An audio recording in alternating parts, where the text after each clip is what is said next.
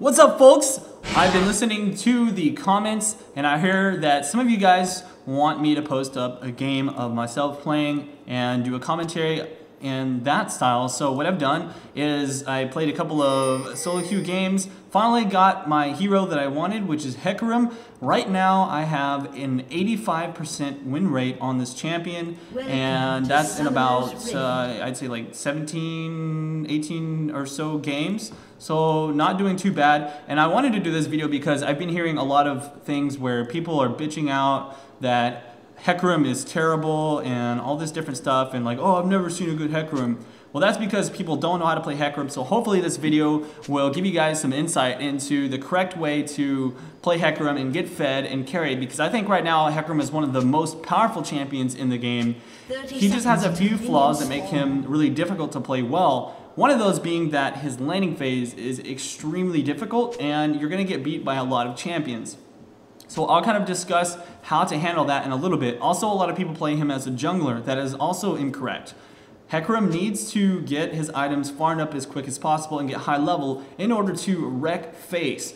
The way you want to play Hecarim is you want to be able to jump right in there on top of the enemy carry and just blast them and jizz all over the face and make them cry and call you daddy. That's basically what Hecarim is. He's the best pony in the league. And anyways, I'm going to speed this up because it's a little bit slow right now. Let me see what's going on. Okay, so I'm going to help out the Nocturne as best as I can to get this blue buff. It's always a good idea to get the blue as low as you possibly can for your jungler, as that's going to help out considerably.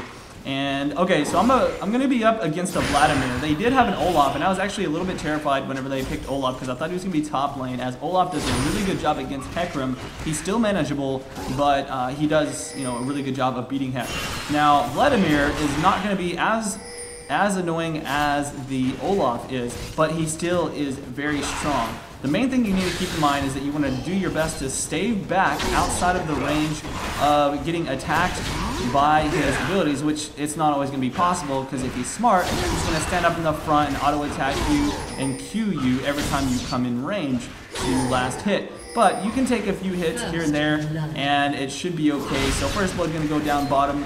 The main thing to keep in mind is that if you do this correctly, you should be really tanky. I'll go ahead and talk about masteries and runes that I've got, and it's basically defensive masteries with all the move speed talents, and then I take the move speed, so it's 0, 21, 9. So I take the move speed both in the defensive tree and in the utility tree.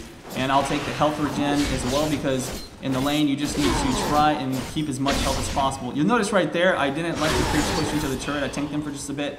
The idea is that you want to let your lane opponent always push your lane all the way to the tower, but not at the tower, so that the lanes stick there and it's a little bit easier for you to last hit at that point. So you'll see that I'm getting a little bit low HP, but I'm doing my best to run in there, get last hits when possible.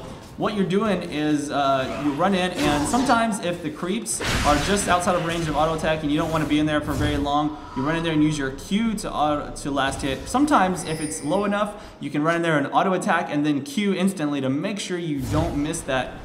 So right there, I actually saw a chance to teleport into the middle and grab a kill. Unfortunately, the Ahri wasn't able to pick it up, and so we didn't get the kill on the Rise. I take teleport on Hecarim because I know that there are always opportunities to gank, and with his ultimate being as strong as it is, you can really catch up to people. Now, this right here does not work out so well. I tried to get in there and jump on him, but my E actually ran out. If I had been able to be just a little bit closer, I would have jumped onto him and gotten that kill no problem. So unfortunately, wasted my flash and teleport and didn't really get much out of that. Luckily though, we do steal their blue since we forced that Rise to be low HP, and the Olaf has to go back. And the Vladimir is actually making a mistake of not shoving my lane. As soon as he saw me teleport mid, he should have shoved my lane as hard as possible.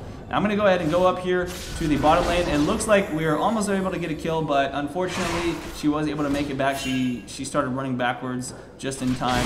Now I'm going to be getting out of here. I'm just going to stand right there as close to the creeps as I can to try and pick up any experience from that. Now, luckily, since Rise was low and he stayed in the lane, our Ahri was able to grab that kill, so that's not too bad. finally Vladimir did shove up the lane a little bit, but I didn't lose too much. He's only about 10 creep score ahead of me at this point.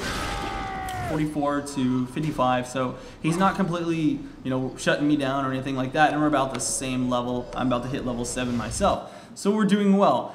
And what you want to do is, well, I've started doing this. I'll pick up a heart of gold first. I used to pick up 2 gold per 5s, but I started to think that that was not necessarily needed once I figured out how to last hit properly.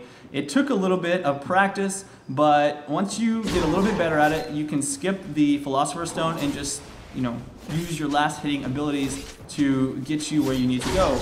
And so you'll see right there, I got the creep just low enough to where I wouldn't last hit it if I tried to, you know, auto attack it again, and then I use my Q to finish it up. So sometimes you can actually, if you don't have the timing of your auto attack down and the creeps are about to kill it, just wait for the creeps to get it low enough and then use your Q to finish it off. Do keep in mind though that your Q does half damage to minions, so it's not going to be as strong. Now since I shoved the lane, I decided to roam mid, and this is the big part of playing Hecarim. You need to roam as much as possible. So I roam in here and get right on top of the Rise. I know that what you want to do is you want to ultimate behind them and then shove them towards your tower, and in this case I shoved them towards the Nocturne. Now he got a little bit caught inside the turret, but in order for Rise to grab the kill, he had to get out into range of me, so I was able to get that kill. I use my Q and I try and cut him around my creeps when possible, and I do auto attacks knowing that I won't get away if I keep running, and luckily I'm able to grab that kill. I do die in return, but it's not that big of a deal because I grabbed 2 kills, and that's going to put me in a really good position. So let's take a look here. 52 creeps, so he's only about 20 creeps ahead of me, but I've got 2 kills, and so I'm doing a pretty good job. I feel like that if I keep this up, I can get pretty strong. Now you'll notice I'm actually building into a Sheen, but I did pick up a Null Magic Mantle. I figured that I didn't need to go for a full Boots 2 right away. I just wanted the Null Magic for his lane poke, and then I'm going to go for that damage as quick as possible. So as soon as I'm done with Sheen, then I'll probably finish off that Merc Treads. I almost always go Merc Treads whenever I'm laning, unless I'm against a lot of AD or just a really difficult AD in my lane that's going to be auto-attacking me a lot.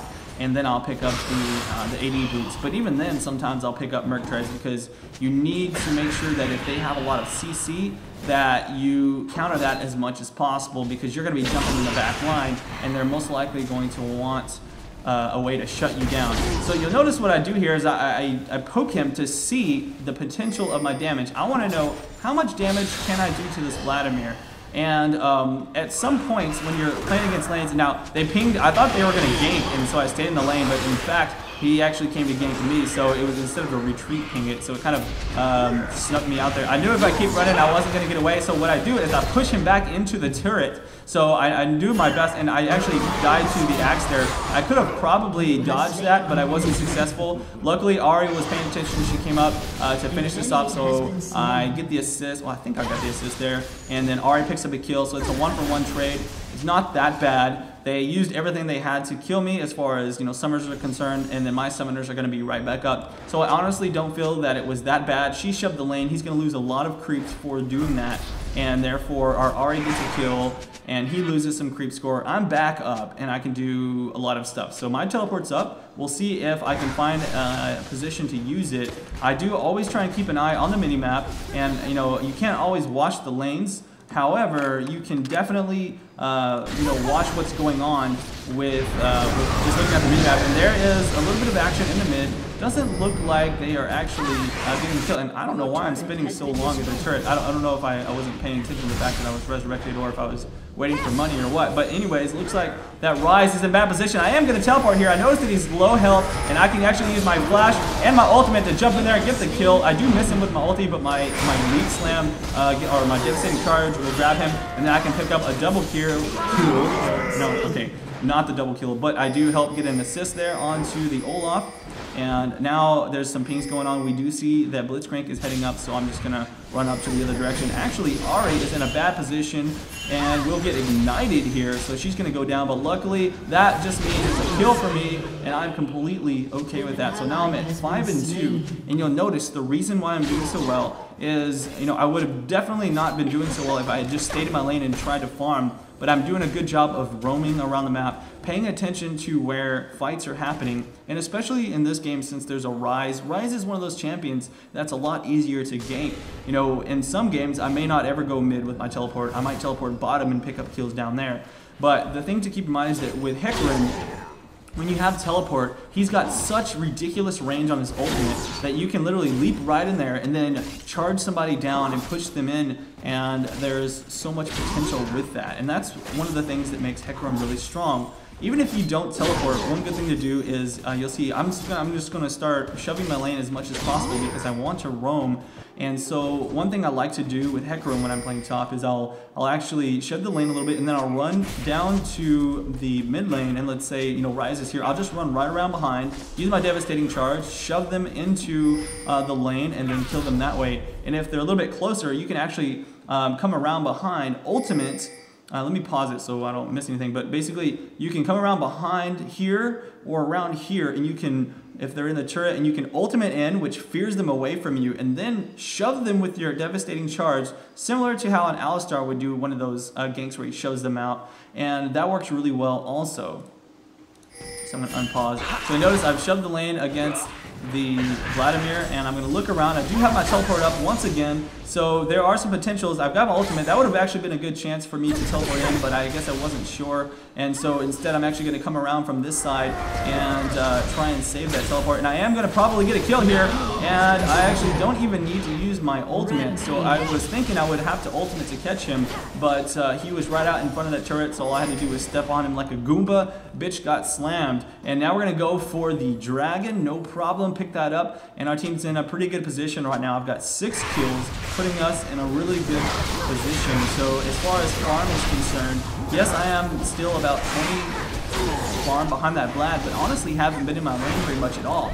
This is one of the games where I've actually roamed a little bit more than usual. And here we go. So I see that the MF was in that area. Unfortunately, I wasn't able to catch her with my ultimate. I wasn't able to get there in time. Now I get slowed, so I'm just going to back off here.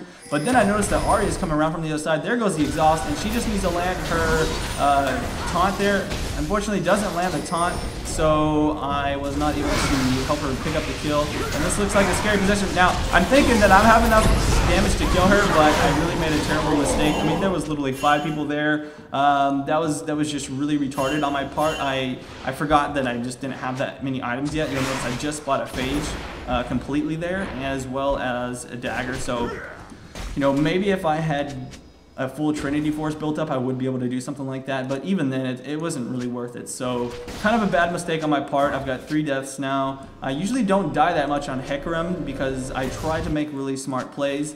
This game though, I've been, you know, racking up a lot of kills, and so for the most part definitely worth it. But something like that, if you did that late game and lost a fight and then they pushed down Baron or something, that could cost you the game. Even if you're like 15 kills up, if you make one mistake like that, you could still lose the game for your team, and it'll be your fault. Doesn't matter how well you were carrying, you can still make that game-losing decision. And I've done that before, so my goal these days is to really like cut down on those type of stupid decisions. So, you know, 1,000 lashes with a wet noodle for that one. In any case, now that my verbal self-abuse is over with, let's see. I'm probably going to try and do some damage to Vladimir to see what kind of damage I can do. And that's cool. I do proc my phage, and I noticed that he's going to be able to farm himself back up pretty quick. So instead, I'm just going to shove the lane and probably leave once again. I noticed that Olaf's coming in.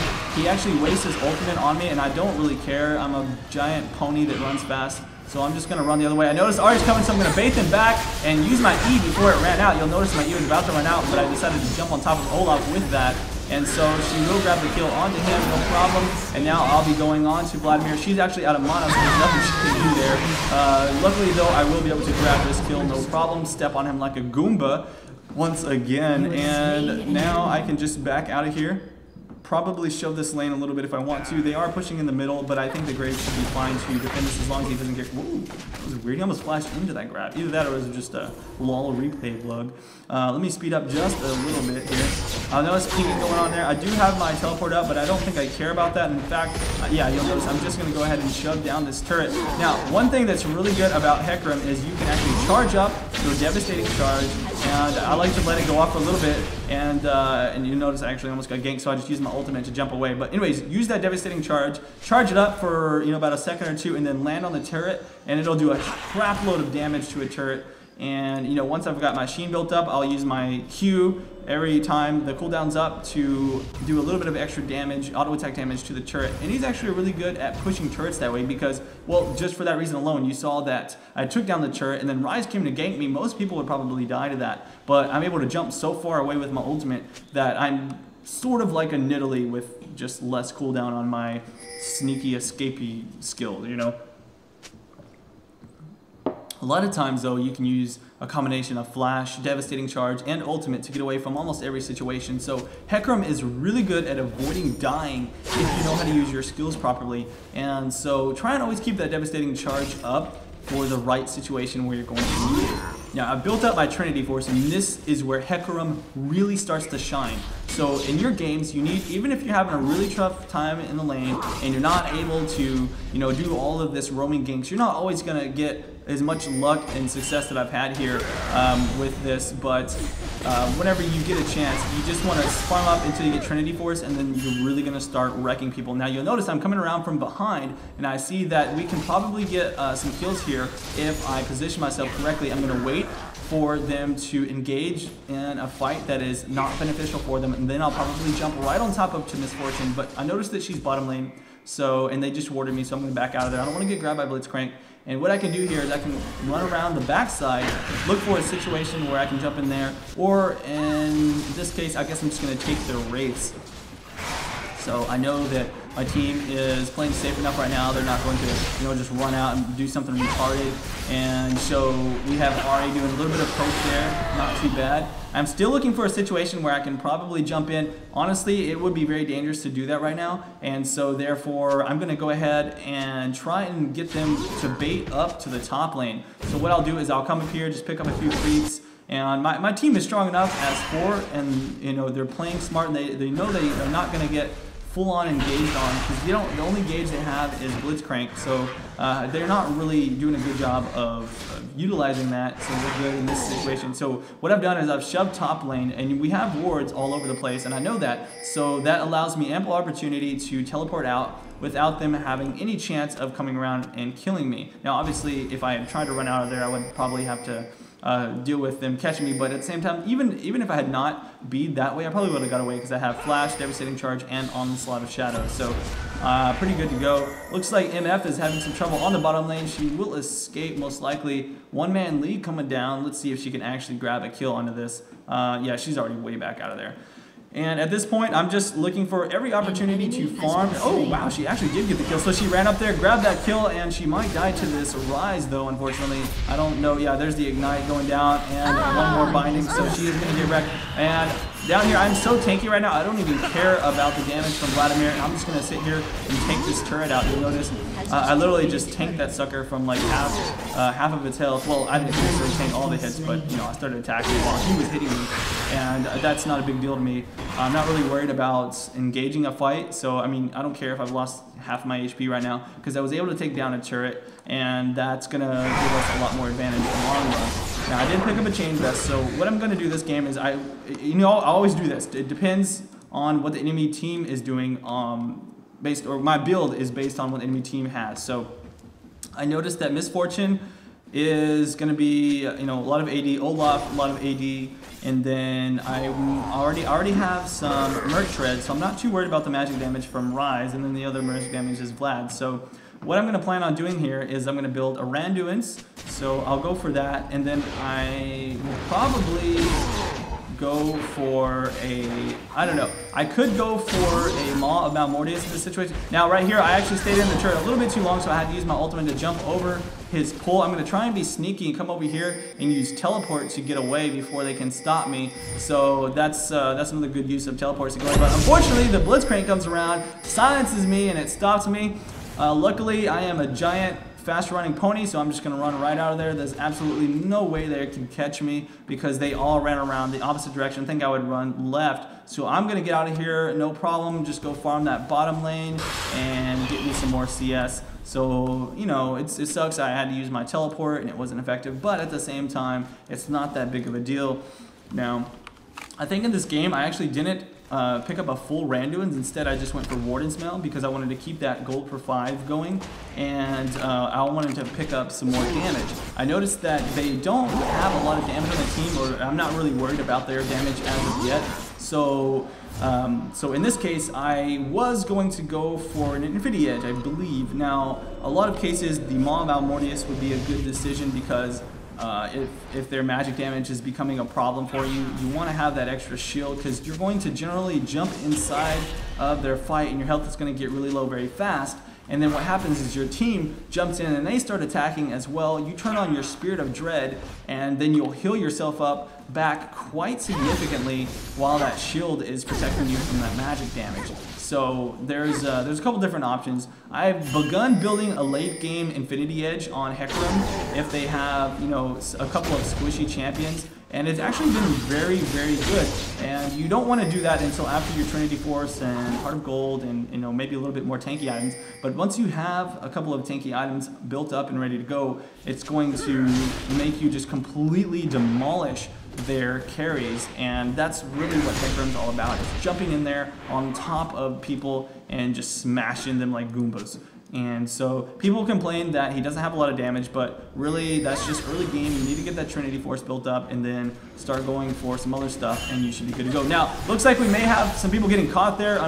Oh man, so just barely the Ari is able to get away from that, and that's good. Now, I noticed that they're all middle lane and we didn't get caught, so I'm going to head back to the bottom and shove this turret down. So I was running up there to help them out, and since they didn't get caught, I went for that turret. But now with our Vision Ward, we are able to spot them coming to stop me. So I'm going to head backwards, and then I noticed that they're actually engaging on our team, so I'm going to run straight up to them, and let's see if I can actually pick up a kill here.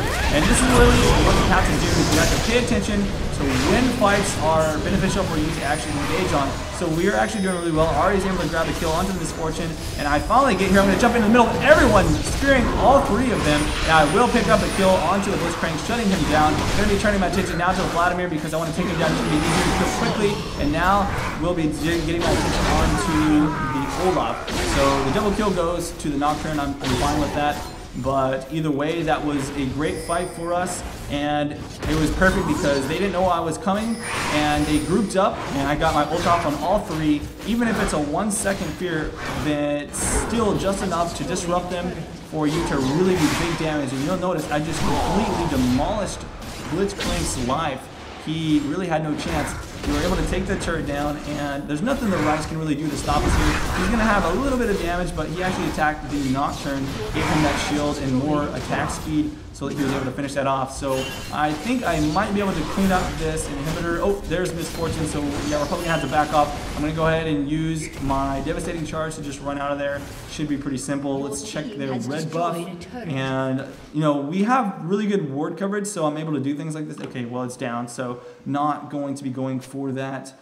At this point in the game, though, based on how everything's going, I'm not really worried about dying so much, so I'll probably pick up a BF sword and go for an Infinity Edge right away using that gold per 5. I don't need to go for the Randuin's just yet, as you know, no one's really kiting me, so I don't need that slow so much. And I've already got the slow from Trinity Force, so I don't need that extra slow or anything like that, and I'm doing pretty well there. So let's see, I'm just going to be farming up. Yeah, my goal right now is just to farm up as much as possible, and that way I can build into all of my items. Yeah, there we go, I just called it out in chat. I make, i.e., Insta-Give Peeps KK. There's my literal chat there. I always have to talk like I'm a retard. So that's, you know, 'cause people always make fun of me. They're like, Kobe Cheese, you're baddie. You pick Hecarim garbage. And then they proceed to feed my lane and then call me bad. That did happen, actually. I had a jungler come up and give Riven like 3 kills and she ended up getting fed. Okay, looks like our Soraka's gonna get caught here. So what I'm doing is I'm shoving bottom lane. Since I do have this teleport, I know I can probably do this safely. I was kind of, you know, going on the fact that our team would be good. But I'm just gonna hope that they can come up here, give them a little bit of poke and hold them off while I shove this bottom lane. They are gonna start on this, so I'll probably teleport to this ward. We do have some good ward placement. There it is. It looks like Ahri does kind of bait them out just in range of me. And there's a time. I'm gonna jump in right in the middle of everybody, taking out this Misfortune extremely fast, picking up my double kill onto the Blitzcrank. There's the triple, taking him down. And there is Rise with a failed flash, and he's gonna fall down for the quadra kill. And now I think I can actually catch up to this guy. Look how fast Hecarim is. I'll be able to turn on my charge right here, and if I flash over the wall, boom, I will catch him, and he is gonna fall. I can get the Penta right here, and that is probably gonna be, oh, god damn it. So the guy didn't give me pentakill, and they did surrender, so no pentakill for my Hecarim. But either way, hopefully this video was helpful for you guys to kind of understand how to play Hecarim and kind of understand that, yes, he does have a hard early game, and you notice that the Vladimir was kind of beating the shit out of me early on, but I made the best of that situation by roaming around and helping out the middle lane and then coming back and really just farming up as much as possible, not really trading hits with Vlad, just using my skill set to farm up, use my gold per 5, and eventually once I hit that Trinity Force, I was an unstoppable beast, and then I would split push, use teleport wisely. So there's a lot of different tricks with Hecarim that make him strong, and I think, in my opinion, that he is a lot stronger than people give him credit for if you can play him correctly. So let me know what you think of this video, guys. Thank you for watching. Please hit that like button and subscribe if you haven't already. Comment down below what you think of Hecarim, and if you're having any troubles playing him, any questions, and I'll answer those below. But that's it for now. It's Kobe Cheese. Peace out.